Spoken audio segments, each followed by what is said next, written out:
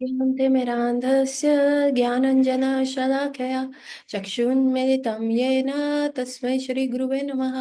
नमो विष्णुपादाय कृष्णपृष्ठाय भूतले श्रीमते भक्तिवेदान्त स्वामीति नामिने। नमस्ते सरस्वते देवे गौरवाणी प्रचारिणि निर्विशेष शून्यवादी पाश्चात्यदेशतारिणि।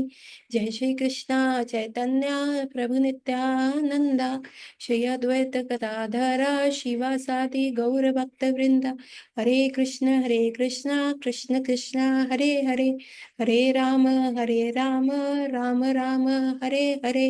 वाञ्छाकल्पतरुभ्यश्च कृपा सिन्धुभ्यैव च पतितानां पावनेभ्यो वैष्णवेभ्यो नमो नमः। तो आप सबका स्वागत है आज की कक्षा में, और हम कर रहे हैं द टीचिंग्स ऑफ लॉर्ड चैतन्य। और अभी हमने इस संदर्भ में किया था, हमने बात करी थी कि कैसे मुझ में प्रेम की शून्यता है, प्रेम की साधन रूप श्रवण आदि भक्ति में मुझ में नहीं है। भक्ति विद्या ज्ञान योग अथवा शुभ कर्मों का फल भी मेरे पास नहीं है।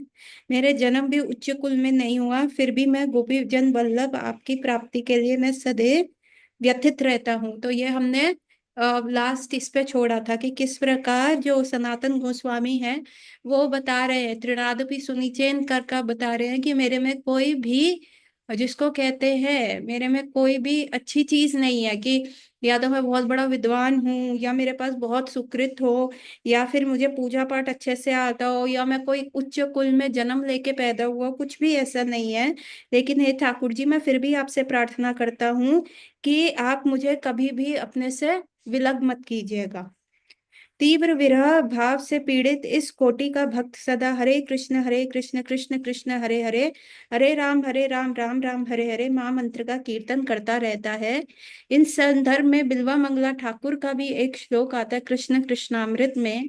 हे कृष्ण, हे विरली मुरली विलासी, आपके शैशव क्रियाओं का माधुर्य त्रिभुवन विमोहन है, और आप मेरे मन में चापल्य से परिचित है, और मैं आपसे कोई भी हमारी इस अंतरंगा को नहीं जान सकता। आपके मुखारविंद तथा नयन विंद के दर्शन के लिए ललायित हूँ, और मैं उन्हें देख नहीं पा रहा। कृपया पूर्वक बताइए कि इस स्थिति में अब मैं क्या करूं। हमने ये इसका भी डिस्कशन किया था कि कैसे बिल्वा मंगला ठाकुर, हु वाज बिल्वा मंगला ठाकुर। बिल्वा मंगला ठाकुर एक बहुत ही जिसको कहते हैं ब्राह्मण के घर पैदा हुए थे।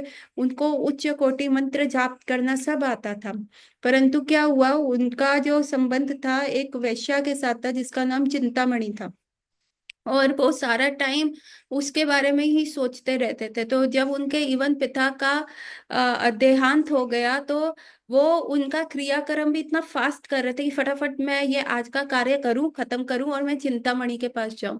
उधर चिंतामणि सोच रही थी कि आज तो इनके फादर का देह त्याग हुआ है, तो आज तो ये नहीं आएंगे। और बारिश भी आ रही थी बहुत तेज, और बहुत आंधी तूफान जैसा अभी बाहर दिल्ली में हो रहा है, वैसा आंधी तूफान जैसा माहौल बना हुआ था। तो चिंतामणि ने दरवाजा वगैरह बंद कर दिया and she went to rest. और वहां बिल्वा मंगला ठाकुर क्या कर रहे हैं कि बहुत जल्दी जल्दी जल्दी जल्दी सारा कार्य कर रहे हैं। उन्होंने अपने पिता की चिता को भी बहुत जल्दी से अग्नि लगा दी, और फिर वो वहां से उठे और उन्होंने क्या किया, गए। अभी जब तक शाम तक वो रात ठंडी हुई नहीं हुई, जैसे भी उसको छोड़ के वो समुद्र, वो जो नदी पार करने चले गए, नदी पार करने गए तब तक रात हो गई थी, तो कोई भी नाविक नहीं था। कैसे भी करके उन्होंने क्या किया, एक वुडन प्लैंक, एक वुड का हिस्सा उनको लगा कि जा रहा है, उसके ऊपर उन्होंने उसके उसको पकड़कर पूरा नदी उन्होंने क्रॉस किया रात्रि को। फिर जंगलों के बीच में से होते होते वो कहाँ पहुंचे, चिंतामणि के द्वार पे पहुंचे। अभी चिंतामणि का द्वार तो बंद था, क्योंकि चिंतामणि ने तो सोचा आज बिल्वा मंगला नहीं आएंगे। तो उसके उपरांत उन्होंने क्या किया कि एक रस्सी लटकी हुई थी, तो उस रस्सी को पकड़ के वो ऊपर चढ़े, और उस रस्सी को पकड़ के चिंतामणि की खिड़की में जाके उसके अंदर से वो टापे। तो चिंतामणि हैरान हो गई कि अरे आप कैसे आ गए, हाँ, और आपको इस समय नाव कैसे मिल गई, और आप ऊपर इतनी ऊंचाई पे कैसे चढ़े। तो उन्होंने कहा देखो, नाव की तो कोई बात नहीं था, जब भाग्य साथ देता है तो चिंतामणि ऐसा कुछ नहीं होता। नदी में एक बहता हुआ जो लकड़ी का हिस्सा था, मैंने उसके ऊपर उसके सहारे से मैं आपके पास आ गया। तो चिंतामणि ने कहा कि अच्छा, खिड़की से देखा तो देखा कि किनारे पे तो एक लाश पड़ी हुई थी। उन्होंने कहा अरे ये तो एक देह है, एक मृत शरीर है, आप इसको पकड़ के आ गए, आपको इतना भी ख्याल नहीं रहा, आपको ये भी डिफरेंस नहीं रहा कि लकड़ी में और एक शरीर में क्या अंतर रहता है। तो उसके उपरांत चिंतामणि को ये चिंतामणि का अच्छा ये तो ठीक है, अब आप ऊपर कैसे चढ़े। ये तो चिंतामणि तुम कितनी समझदार हो, दरवाजा बंद कर लिया, पर तुम्हें पता था ना कि मैं आऊंगा, इसीलिए तुमने क्या किया, रस्सी डाल दी नीचे, मैं वो रस्सी पकड़ के आ गया ऊपर। अभी चिंतामणि ने जैसे ही देखा कि मैंने तो कोई रस्सी नहीं डाली, देखा तो वहां अजगर लटका हुआ था। उन्होंने कहा हे भगवान, आपको तो अपने जिसको कहते हैं उसका भी नहीं है कि अगर आपको वो अजगर खा लेता, मार देता, डस लेता तो क्या होता, प्राण त्याग देते, और आप उसको पकड़ के ऊपर आ गए। तो उन्होंने कहा चिंतामणि तुम क्यों चिंता कर रही हो। उन्होंने फिर उनको कहा कि आप उच्च कोटि के ब्राह्मण हैं, हाँ, और आप देखिए आप किसमें इतने आसक्त है, इतनी आसक्ति यदि आपकी भगवान कृष्ण में होती तो ठाकुर जी आपको अभी मिल गए होते, लेकिन आपकी इस देह मास के शरीर में इतनी आसक्ति है।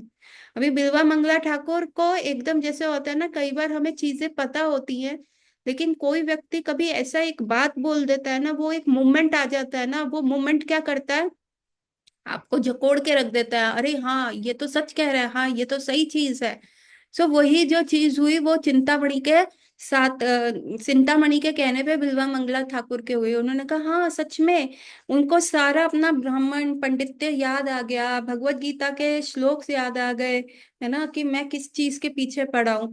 और वह वहीं से जो है चिंतामणि को प्रणाम करते हुए चले गए। कहाँ चले गए चिंतामणि को प्रणाम करते हुए कि नहीं अब मैं ना वृंदावन जाऊंगा। तो वो पिलग्रिमेज जाते थे, तो उसके साथ चले गए वृंदावन। अब वृंदावन जा रहे थे तो रास्ते में एक नदी थी, नदी के वहां जो है वो रुके कि चलो नदी के वहां मैं रुकता हूँ, देखता हूँ कि प्यास लगी है। तो देखा वहां पे एक सुंदर स्त्री जो है पानी भर रही थी मटके में। और बिल्वा मंगला ठाकुर को एकदम से, जैसे हमें भी क्या होता है, हम भक्ति में आ गए और अभी हमारे में बहुत चेंज आ गया, हमारा पहनावा अलग हो गया, हम तिलक लगाते हैं, हमारा जो हम सुनते हैं वो अलग हो गया, हमारा खान पान सब सब अलग हो गया, है ना।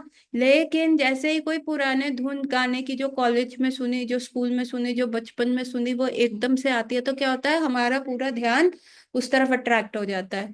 अभी बिल्वा मंगला ठाकुर के साथ भी हुआ, उन्होंने उस स्त्री का देखा तो उनको चिंतामणि का स्मरण आया और वो उस स्त्री के पीछे चले गए। अब वो स्त्री जैसे ही घर में घुसी, उसके हस्बैंड ने देखा, कहा बाबा महाराज आपको क्या चाहिए, आप क्यों आए हैं। उन्होंने कहा देखिए मुझे अपने आपकी स्त्री के साथ एक रूम में अकेले रहना है, मुझे ये चाहिए कि आप दे सकते हैं। तो वो बंदा पहले को तो बहुत गुस्सा आया, पर उन्होंने कहा that was a pious Hindu society उस समय। उन्होंने कहा शायद ये भी ठाकुर जी की कोई टेस्ट होगा, साधु महात्मा कुछ मांग रहे हैं तो इसमें भी भला होगा। उन्होंने जाके अपनी पत्नी से मंत्रणा करी, मंत्रणा करने के उपरांत उनकी पत्नी ने कहा हाँ हाँ हम तो गृहस्थ हैं, हमें तो इन सबका जो है स्वागत करना चाहिए।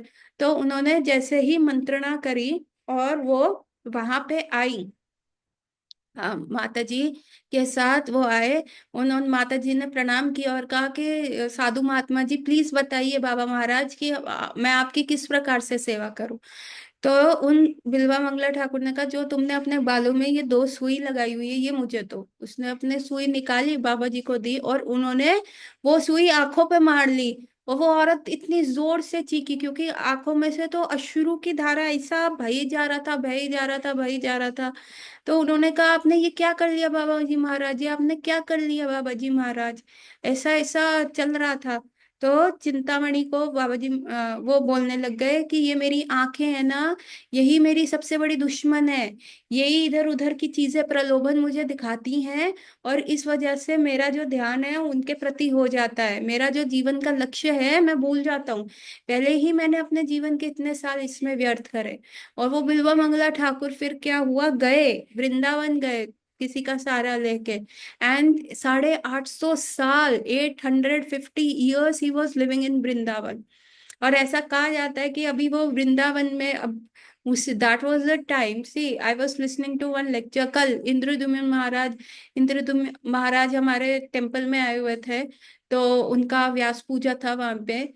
तो उसमें क्या था कि वो बता रहे थे कि वो एक ऐसे बाबा जी से मिले जो 1930 में, उनका नाम था रोटी बाबा। नहीं, इंद्रदुम्न महाराज का नहीं, मैं कोई लेक्चर सुन रही थी उसमें, हाँ, अमरेंद्र प्रभु का। उसमें कह रहे थे एक रोटी बाबा थे, जो अपनी 1930 की बात है, 1930 में गाड़ी, 1930 में owning a car was a big thing, मतलब आप बहुत रईस हो गए। Today having a car is not a big thing. आज आपके पास कार है, चलता है, लेकिन उस समय यदि आपके पास कार होती थी तो ये बहुत बड़ी चीज थी। तो एक बाबा थे, एक he was like a magistrate और probably on a very good field, और वो गाड़ी में बैठ के वृंदावन आए, and he lost his heart in Vrindavan. वो गोवर्धन पे बैठते थे। ये उस समय की बात है जब रमन रेती में भी टाइगर्स आ जाया करते थे, and that baba was doing his puja and वहां पे, एंड उन्होंने क्या सेवा ली, जो भी गोवर्धन की उस समय पद यात्रा करता था, तो he use to make roti, तो उनका नाम पड़ गया Roti Baba. So sorry, I have confuse two stories together. So there was one baba that is called the Roti Baba, who came in a car that was not back in 1930, it was back there, और वो गोवर्धन पे रहते थे, और जो भी गोवर्धन की परिक्रमा करता था उनके लिए यही सेवा करते थे, पूरा दिन रोटी बनाते थे। And Indradumna Maharaj was saying back in 1930 he met a Baba, there was still tigers in Raman रेती, जहाँ पे आज कृष्ण बलराम टेम्पल है। सो वो कह रहे थे कि जब बिल्वा मंगला ठाकुर का टाइम होगा, अभी 1930 में तो टाइगर्स थे, उस समय तो Vrindavan was like a jungle only, है ना। और उस समय जब बिल्वा मंगला ठाकुर आए तो टाइगर्स क्या, स्नेक क्या, and he had no vision, उन्होंने आंखें तो फोड़ ली कि ये जो बाकी चीजें हैं वो मुझे प्रलोभन देती हैं, है ना। वो यही कह रहे हैं इस श्लोक में भी कि जो मेरा मन है वो भी चंचल है, और कृष्ण तुम भी चंचल हो। अब एक तरफ से मेरा मन इतना चंचल और ऊपर से तुम इतने चंचल, तो मैं तुमको पकड़ूं तो पकड़ूं कैसे, how am I suppose to catch you. ये सारी चीजें दिमाग में चल रही हैं, कैसे करूं कैसे करूं, ये सारा बिल्वा मंगला ठाकुर सोच रहे हैं। And then what happens is कि अ, तो उस समय ऐसा था, एंड इट इज सेड कि कई बार बिल्वा मंगला ठाकुर एक सूखे कुएं में कूद जाते थे, कभी कुछ उल्टी फुल्टी जड़ी बूटी जैसे पेड़ पौधा खा लेते थे, उनका दिक्कत हो जाती थी। तो it was Krishna who used to bring a matka full of chhaach, sweet rice for him every day, और वो बिल्वा मंगला ठाकुर कंपोज करते रहते थे, और कृष्णा यूं बैठ के उनका जो गान है वो सुनते रहते थे। सो दैट वाज बिल्वा मंगला ठाकुर। और बिल्वा मंगला ठाकुर का हाथ पकड़ के कई बार कृष्णा जब गलत जगह जा रहे होते थे तो आ जाते थे, अरे बाबा, अरे अंधे बाबा, आप क्या कर रहे हो, दिखाओ मैं आपको ले जाऊं, ऐसा करते थे Krishna. So this Bilva Mangala Thakur was having a feeling कि वही कृष्ण, ही यूज टू से, अरे मुझे पता है ये तुम कृष्ण हो ना, तो नहीं नहीं बाबा, मैं तो यहाँ का ग्वाल बाल हूँ, मैं थोड़ा ना कृष्ण, मेरी तो गैया यहाँ गलती से आ गई तो मैंने आपको देख लिया, नहीं नहीं तुम मुझे मत बताओ, तुम्हें छूने मात्र से ही मेरे जो है रोम जो है वो एकदम प्रफुल्लित हो गए हैं। सो कल हम अपने गुरु महाराज से जब मिले थे तो यू नो व्हाट हैपेंड कि गुरु महाराज से जब भी मिलते हैं तो क्या होता है, that is not my experience, the people who were with me also, हमें सिर्फ क्षणिक दर्शन हुए गुरु महाराज के, वो ऐसे अपना व्हील चेयर पे जा रहे थे। उस क्षणिक दर्शन में भी क्या हुआ कि जब वो हमारे सामने से जा रहे थे तो जितने भी लोग मेरे साथ थे सबकी दिल की धड़कनें बन गई, सबको ऐसा लगा कि उनको गूजबम्स आ गए हैं, और सबको ऐसा एकदम ऐसा मतलब लगा कि जैसे जैसे होता है ना एक पावरफुल चीज, ऐसा ऐसा अष्ट सात्विक विकार में होता है। So you can ask, you know other, I am not lying, कि कैसे हार्ट बीट एकदम वो हो गई, और एकदम से ऐसा लगा कि बस आप रो पड़ोगे, गूजबम्स आने लग गए, और बॉडी एकदम कांपने लग गई, and then you can not even think क्या चल रहा है, क्या ऐसा हो रहा है। तो ऐसा जब गुरु महाराज गए और हमारे को 2 मिनट के 2 मिनट भी बहुत, 5 सेकंड के क्षणिक दर्शन में भी हमारा ये हाल हो गया। तो यहाँ बिल्वा मंगला ठाकुर तो कृष्ण को पकड़े हुए हैं, उनमें तो पूरा उनका बॉडी ऐसा गूज बम्स में हो गया, कांपने लगा, और उन्होंने कहा कृष्ण मुझे पता है ये तुम ही हो, I know it is you only. तुम मेरे साथ ऐसा क्यों कर रहे हो लाला? एंड मुझे पता है मेरा मन चंचल है ना, और तुम भी चंचल हो, तो एक चंचल चीज दूसरी चंचल चीज को कैसे पकड़ेगी? अब तुम ही बताओ कि इसमें क्या कर सकते हैं, तुम बताओ, कृपा पूर्वक बताइए कि मेरी स्थिति में अब मैं क्या करूं, मुझे बताओ। सो दैट इज व्हाट बिल्वा मंगला ठाकुर से। भक्ति रसामृत सिंधु में भी ऐसा एक श्लोक है कि श्री रूप गोस्वामी ने कहा है, हे गोविंद, ये किशोरी अश्रु के साथ मधुर स्वर में आपकी नामावली का गान करते हुए रो रही है ना। तो यहाँ पे रूप गोस्वामी ने अपना जो है स्वरूप को उजागर कर दिया है कि मैं जो किशोरी हूँ, मैं तो यंग गर्ल हूँ, तो मैं आपके रूप माधुर्य का स्मरण करते हुए आपके बारे में सोच सोच के मेरी आंखों में से क्या आ रहा है, लंबे लंबे अश्रु आ रहे हैं। तो मैं रो रही हूं, तो कृपया करके मेरे पे कृपा कीजिए। शुद्ध भक्त सदा श्री कृष्ण के नाम गान तथा कृष्ण लीला स्थलों में निवास के लिए आतुर रहता है। कृष्ण कर्णामृत में श्लोक है, श्री कृष्ण का श्री विग्रह अत्यंत मधुर है, मुख चंद्र अतिशय मधुरता है तथा अंग अंग मृदु मधुर सुगंधित से व्याप्त है। भक्ति रसामृत सिंधु में भी कहा है, हे पुंडरीकाक्ष, आपकी नामावली का कीर्तन करते हुए यमुना तट पर कब मैं तांडव नृत्य कर सकूंगा, है ना। सो भगवान सी, हमारा जो बेस्ट एसोसिएशन कृष्ण के साथ कैसे है, थ्रू नेम। अगर हम 16 माला का जब बहुत अच्छे से करें, बहुत ध्यान पूर्वक करें, तो हमारा that is our association, that is our personal meeting with Krishna. हम कहते रहते रहे भगवान के दर्शन नहीं हुए नहीं हुए, एक्चुअली हम करना ही नहीं चाहते कृष्ण के दर्शन, मतलब कि वो 16 माला का अगर आप अच्छे से जप करते हैं। सो दैट नामावली। इवन भक्ति रसामृत सिंधु में एक और जगह का है कि हे पुंडरीकाक्ष, मैं कब आपकी नाम, कब मेरे को वो टेस्ट आपके होली नेम में आना शुरू होगा कि मैं जमुना तट के ऊपर जाके आपके साथ नृत्य कर पाऊंगा, मतलब ऐसा नृत्य करूं कि जिसमें मुझे होश ही ना हो, मेरे को अपनी बॉडी कॉन्शियसनेस ही ना हो, मैं कभी इधर जाऊं कभी उधर जाऊं। कब कब होगा ऐसा, कब ऐसा होगा? भाव अवस्था के इन सारे विवरणों से को श्री महाप्रभु ने श्री सनातन को सुनाया। तदुपरांत कृष्ण प्रेम के लक्षणों का वर्णन किया। उन्होंने बताया कि जिसमें कृष्ण प्रमोदय होता है उसको कोई नहीं समझ सकता। बड़े से बड़े विद्वान के लिए भी कृष्ण प्रेमी को समझ पाना अत्यंत कठिन है। ये भक्ति रसामृत सिंधु में इसको प्रणाम किया गया है। तो यहाँ चैतन्य महाप्रभु ने बताया कि जिसके हृदय में कृष्ण का प्रेम उजागर हो जाता है, तो उस व्यक्ति को समझ पाना ही मुश्किल है। भौतिक दृष्टि से वो व्यक्ति पागल लगेगा, आपको समझ ही नहीं आएगा वो ऐसा क्यों कर रहा है ना। बैठे बैठे रोने लगता है, बैठे बैठे हंसने लगता है। So I got a recent case जिसमें एक लेडी को क्या था, वोकल कॉर्ड पैरालिसिस हो गया, हाँ वो, and she could not speak, उसका बोलने का शक्ति खो गया। एंड देन उसके साथ क्या हुआ, उसको साथ के साथ स्वैलोइंग, उसका जो फूड पाइप था उसमें भी खाना जो हम सटकते हैं, वो सटकने वाली क्षमता उसकी चली गई, है ना। तो उसको खाना कैसे, नाक से दे रहे थे। तो वो ऐसा ही अवस्था में थी। और वो मेरे पास आई, और उसके साथ जो, वो तो खुद अपनी कंप्लेंट्स नहीं बता पा रही थी, उसके साथ जो व्यक्ति आया उसने ये कहा कि देखिए इनका ना थोड़ा दिमागी संतुलन भी खो गया है, कभी ये हंस रही है और उसी बात पे फिर रोना शुरू कर देती हैं, फिर एकदम से हंसना शुरू कर देती हैं, एकदम से रोना शुरू कर देती है, ये इनके साथ हो चुका है। तो यहाँ पे भी वो क्या कह रहे हैं, आप देखेंगे यहाँ पे भी तो वही बात बोली जा रही है कि उनमें प्रेम उजागर नहीं हुआ था उनका भौतिक स्तर पे, तो उन लोगों कह रहे थे इनका दिमागी संतुलन खो गया। तो जब जिसमें प्रेम उजागर हो जाता है वो व्यक्ति भी क्या कहते हैं, see what happens, I will tell you. थोड़ा सा मेडिकल टर्मिनोलॉजी में समझाऊंगी।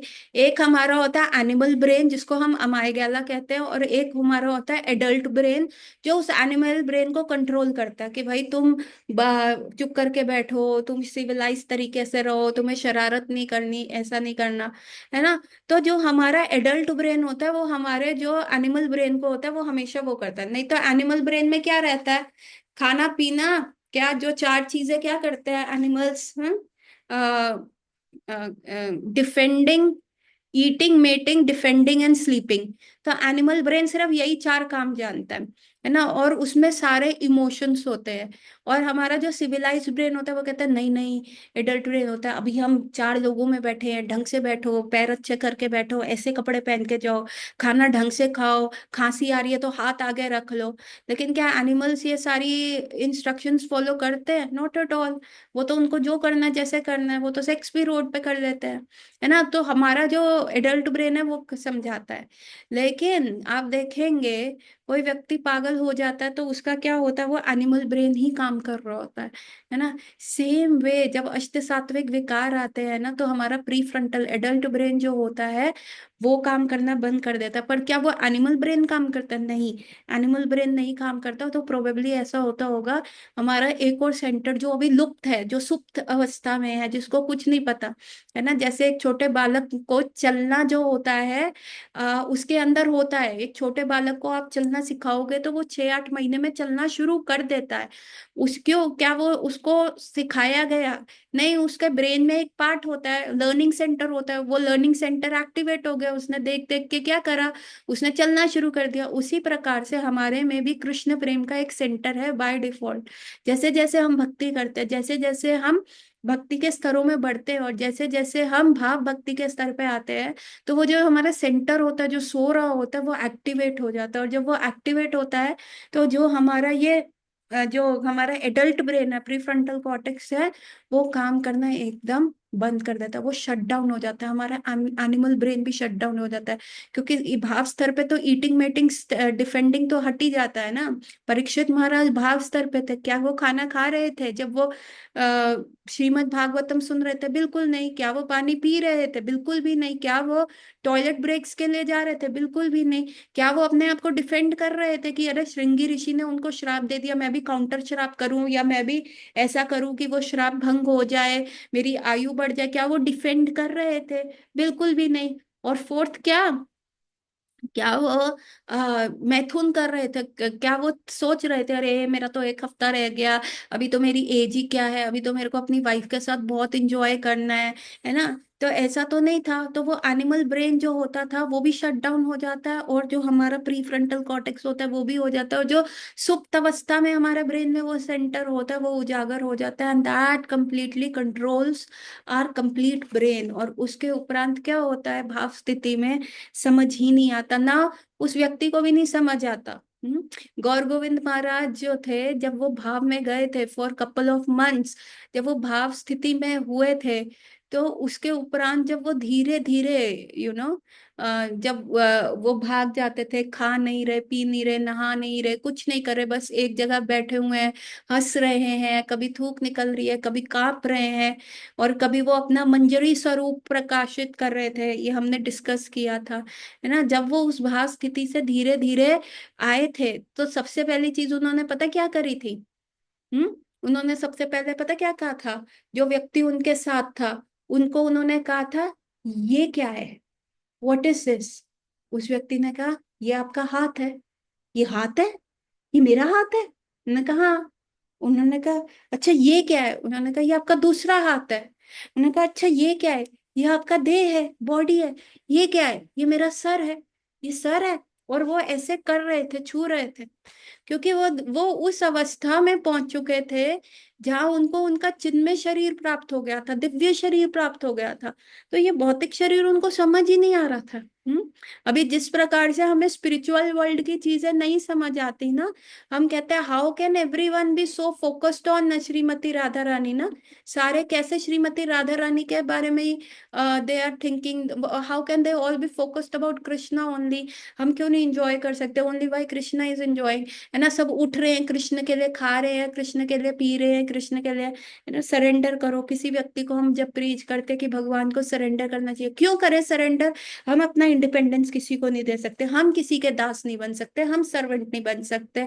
फॉल्स ईगो बोलता है ना। तो हमें समझ नहीं आता कि स्पिरिचुअल वर्ल्ड में क्या है। वैसे ही स्पिरिचुअल वर्ल्ड के लोगों को समझ नहीं आता ये लोग बिना कृष्ण के रह कैसे पा रहे हैं, क्योंकि कृष्ण तो उनके लिए ऑक्सीजन है। तो वो लोग सोचते हैं अरे ये कृष्ण के बिना कैसे रह पा रहे हैं, है ना, इनका ऑक्सीजन कैसा हो रहा है ना। ये क्यों नहीं सोच रहे भगवान ठाकुर जी को भोग लगाना है? ये क्यों नहीं सोच रहे ठाकुर जी को स्नान कराना है? ये क्यों नहीं सोच रहे कि ठाकुर जी के लिए ये करना है वो करना है? Why are they not thinking about it? क्यों ये उसी चीज में फंसते जा रहे हैं? क्यों हो रहा है ये, क्यों हो रहा है, कैसे हो रहा है ये? So they are all thinking the same thing spiritual world में। तो जो जो इस भौतिक जगत में भाव स्थिति में आ जाता है, तो वो हमें समझ ही नहीं आता कि क्यों रो रहे हैं। भजन ही तो चल रहा है, हरे कृष्ण महामंत्री चल रहा है, what is the big deal? क्यों इनकी आंखों में से अश्रु आ रहे हैं? अरे हरे कृष्ण महामंत्री तो चल रहा है, what is the big deal? ये क्यों नाच रहे हैं पागलों की तरह? क्यों कर रहे हैं प्रभुपाद प्रभुपाद? हाँ, थोड़ा तो इनमें, कितने बड़े लोग हैं, कितने बूढ़े हैं, इनको अकल नहीं है। सो जो भाव स्थिति में आ जाता है उनके लिए, भौतिक लोगों के लिए समझना बहुत मुश्किल है। सो that is what is being said here. भक्ति परायण पुरुष अपने प्रियतम के नाम कीर्तन से स्तब्ध हो जाता है।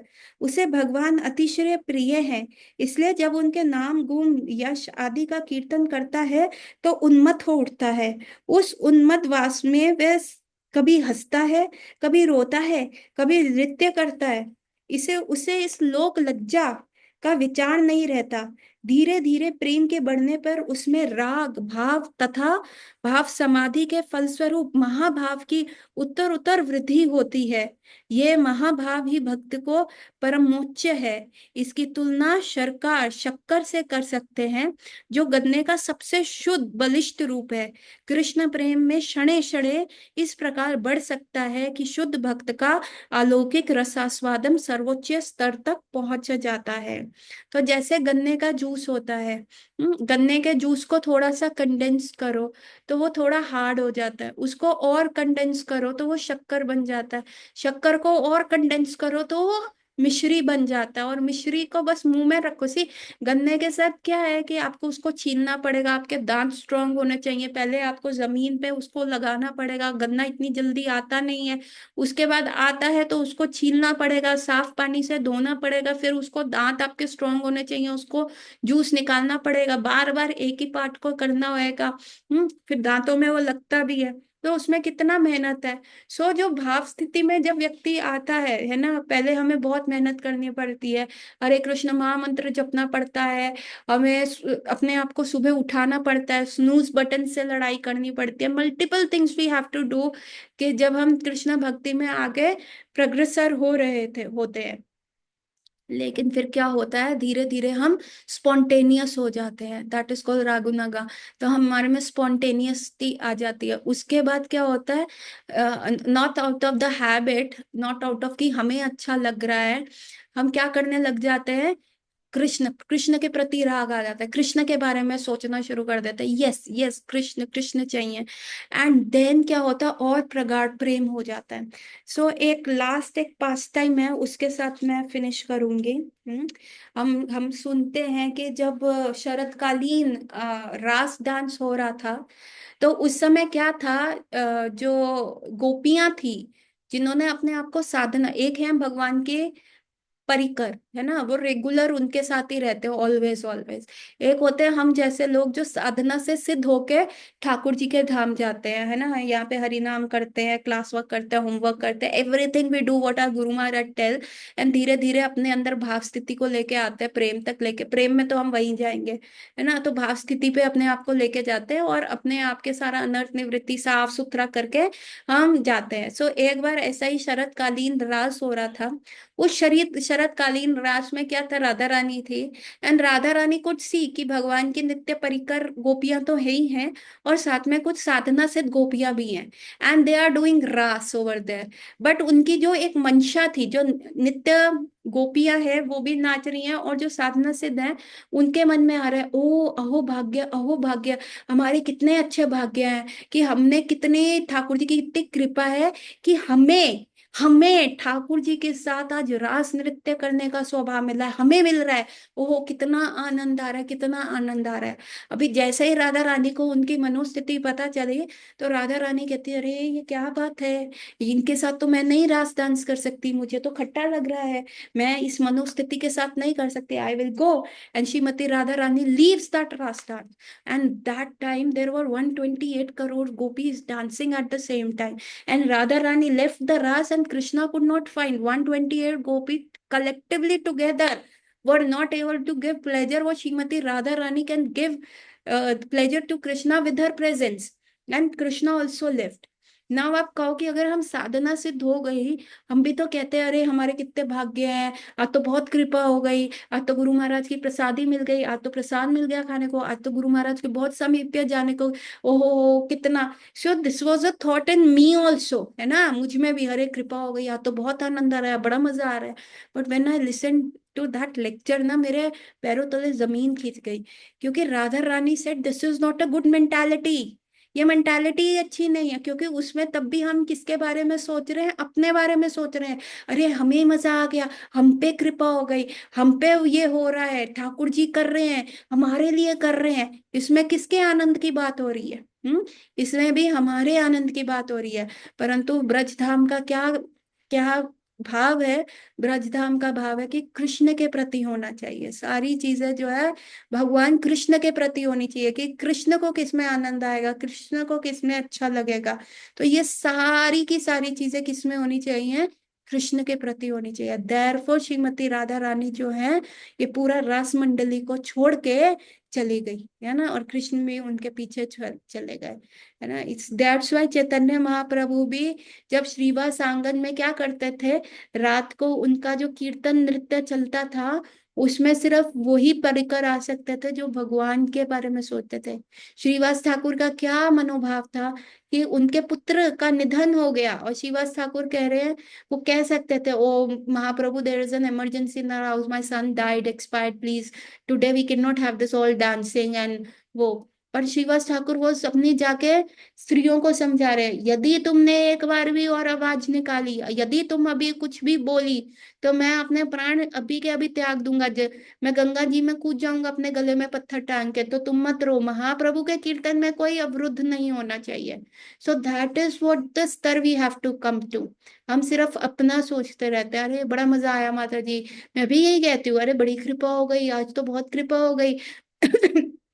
गुरु महाराज के इतने समीप पे जाने को मिल गया, आज ये करने को मिल गया, आज उनके चरण प्रक्षालन करने को मिल गया, हाँ, ये सारी चीजें करने को मिल गया। So that is really very not a good star according to Shrimati. मतलब देखिए, हमको लगता है कि हम अपने आप को त्रिनादपि सुनिचेन पे भी लेके जा रहे हैं, उसमें भी हम अपना ईगो, फॉल्स ईगो को ही वो कर रहे हो, wow you are so humble, you are so this, है ना। तो हमें कितना क्लियरेंस चाहिए ना, बिल्कुल हमें स्पॉटलेस होना पड़ेगा।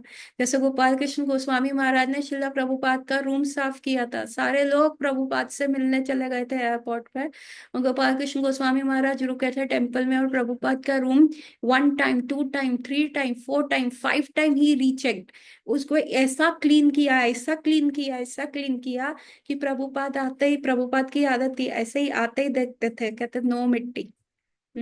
ऐसा। So that was the level, कि हमें अपने आप को क्लीन करना है, अपने आप को इस अनर्थ निवृत्ति पे। अभी तो ये कैसे होगा, ये कैसे होगा, ये सिर्फ हरि नाम का संग लेके, गुरु महाराज की कृपा से, हरि नाम के साथ एवरीडे कृष्ण के साथ अपना मीटिंग फिक्स करो, कृष्ण के साथ अपना टाइम फिक्स करो, अच्छे से माला करो, don't rush into your mala, don't do multitasking while you do your mala, बात मत करो, है ना, और एक ही मन के पे एक करो, जो कह रहे हो वो सुन रहे हो, जस्ट उसको खत्म करने के लिए मत करो। डू योर 16 राउंड्स नाइसली, 25, 26, 37, 48, 64 का तो बाद में सोचो, but first you have to do your all 16 rounds nicely. So this is the take home message, और आज हमने कंप्लीट किया Chaitanya Charita, sorry, the teachings of lord Chaitanya में से रागनुगा भक्ति का विस्तार। Now we are going to start a new topic today, but because we just have 2 minutes left, so I don't want to start that. We will do that later, but there are few announcements.